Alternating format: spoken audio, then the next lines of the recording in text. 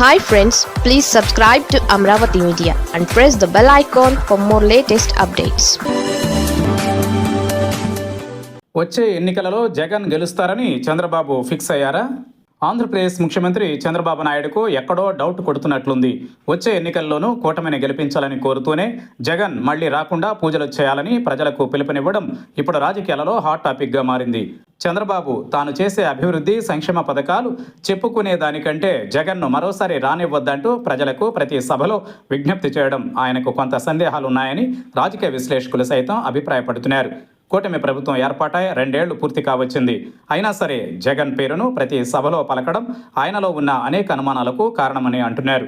సహజంగా 2 ఏళ్లు పూర్తయిన తరువాత ఏ ప్రభుత్వమైనా తాము చేసిన అభివృద్ధి కార్యక్రమాలను సంక్షేమ పథకాలను చెప్పి ప్రజలను తమ వైపునకు తిప్పుకోగలగాలి.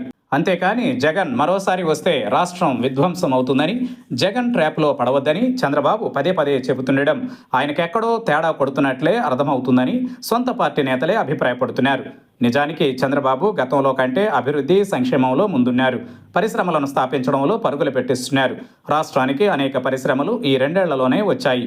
వాటి గురించి చెప్పుకుంటూ తమకు మరోసారి అవకాశం ఇవ్వాలని కోరవచ్చు.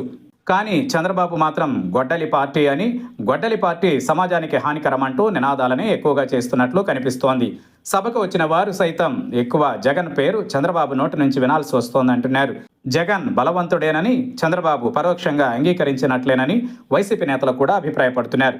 ఈ సమయంలో చంద్రబాబు, లోకేష్లు తాము చేసిన మంచి పనులను ప్రజలకు చెప్పి ఓట్లు అడిగి మరోసారి అధికారం ఇవ్వాలని కోరవచ్చు. కానీ జగన్ను వ్యక్తిత్వ హననం చేస్తే అది వైసీపీకే ప్లస్గా మారే అవకాశం ఉందన్న విశ్లేషణలు కూడా వినపడుతున్నాయి.